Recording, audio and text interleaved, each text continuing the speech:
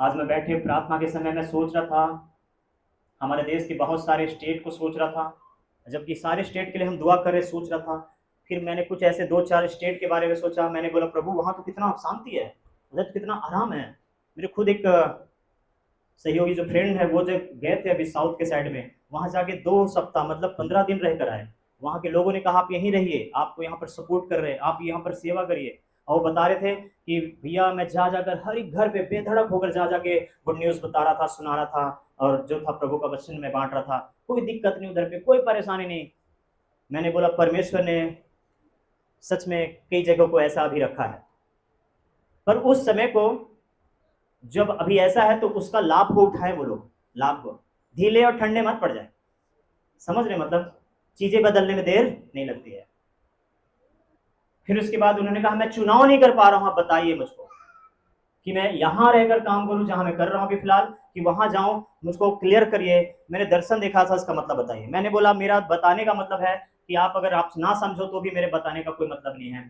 तो आपको जो आत्मा में अगुवाई होता है वो करो, लेकिन अगर आप मुझसे पूछोगे तो परमेश्वर आपको यही रखना चाहता है। बोले हालेलुया, है ना?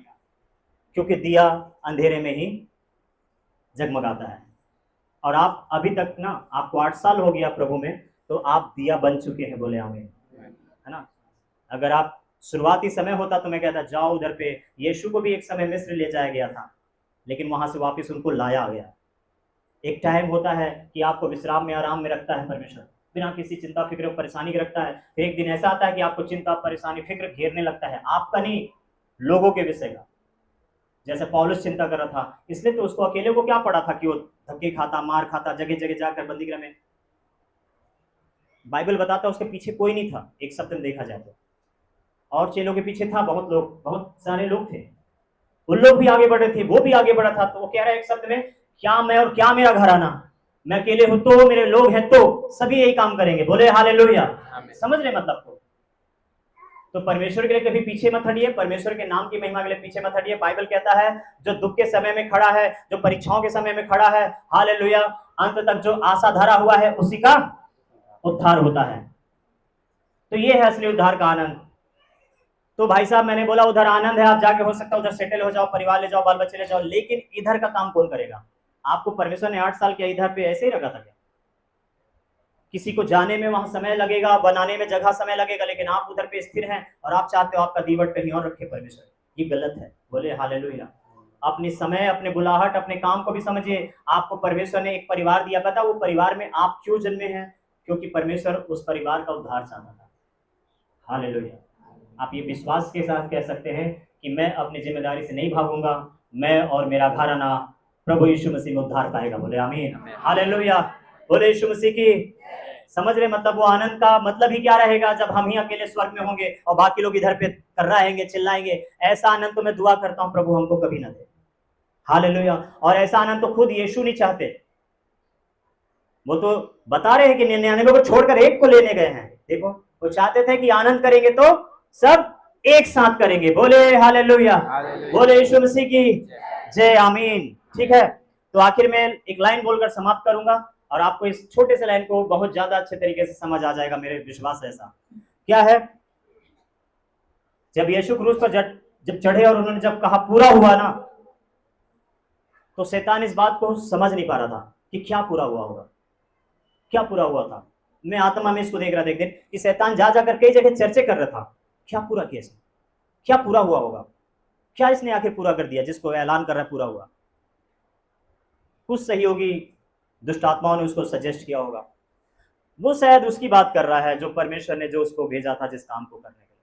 वो शायद इसकी बात कर रहा है, परमेश्वर ने जो इस बात के करने के लिए भेजा था। लोग अपना अपना, जो दुष्ट आत्मा लोग थे ना, वो सब अपना अपना सलाह दे रहे होंगे, कुछ राय दे रहे होंगे उस मेन लीडर को जो शैतान है।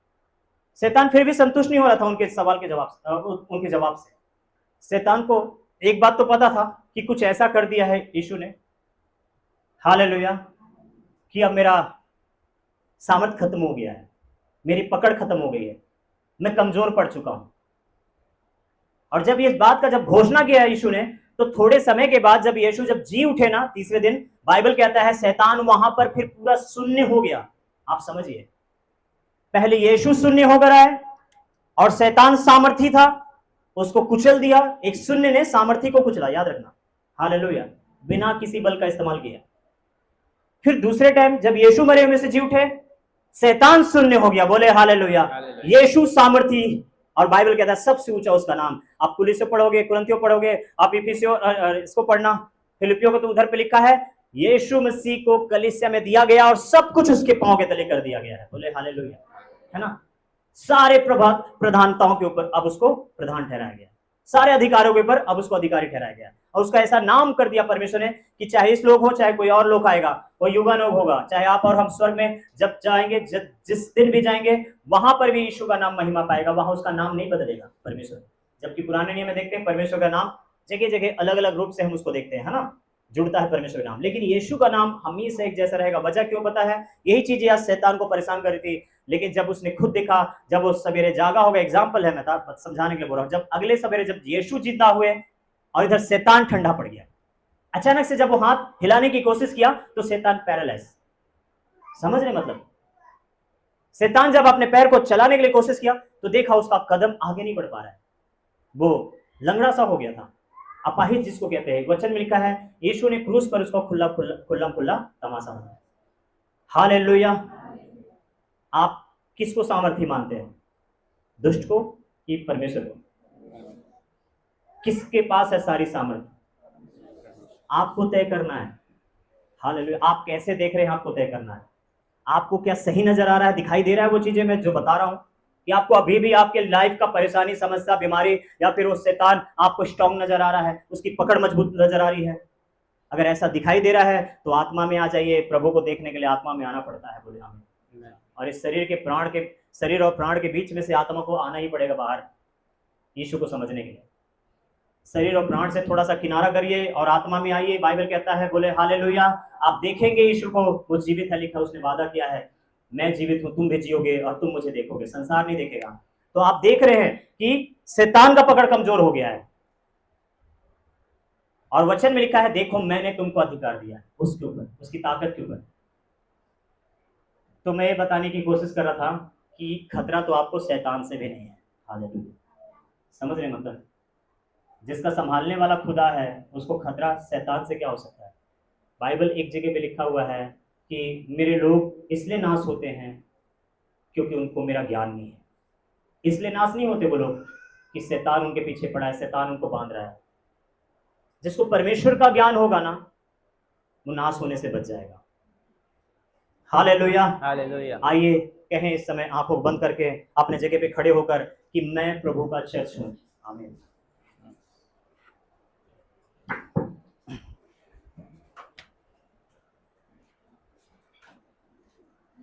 एक जगह पे लिखा हुआ है, ध्यान देंगे, थोड़ा सा आंखों को बंद करके थोड़ा सा मेरी बातों पे फोकस करना। हालेलुया। एक जगह पे लिखा हुआ है कि हम जीवित परमेश्वर की क्या हैं? कलीसिया हैं। आमीन। और लिखा हुआ है वो जीवित पत्थरों के द्वारा उस भवन को तैयार करता है। कैसे तैयार करता है? हम सब जीवित पत्थर है, लिखा हुआ है, लिखा है कि नहीं भाई? ठीक है। अभी इधर पे देखो, इधर भी एक दीवार है, इधर भी पत्थर है, ईंट लगे हुए हैं। अभी वो पता नहीं उसको 8 साल हो गए, 10 साल हो गए, वैसे ही है। क्यों उसको दर्द पीड़ा नहीं है पता है? क्योंकि वो निर्जीव है, वो उसको कोई तकलीफ नहीं है, वो दीवार में सेट है वो। हालेलुया। हम भी तो ईंट है प्रभु के वचन में, भवन में जुड़ने वाले, है ना। बाइबल कहता है वो जीवित पत्थर के द्वारा भव्य भवन को तैयार करता है। लेकिन हमें दर्द है, पीड़ा है, तकलीफें हैं। क्यों है पता है? क्योंकि अभी भी उस गेहूं के दाने को आपने मरा हुआ नहीं देखा। हम सब उस प्रयास में है, लिखा हुआ है कि मैं उसके मृत्युंजय के सामर्थ्य को जानूं कि कैसे यीशु जिंदा हुआ था। हालेलुया। मेरे भाइयों, मेरे बहनों, आइए अपने जीवन को उसके समान करें जो मरकर जिंदा हुआ है।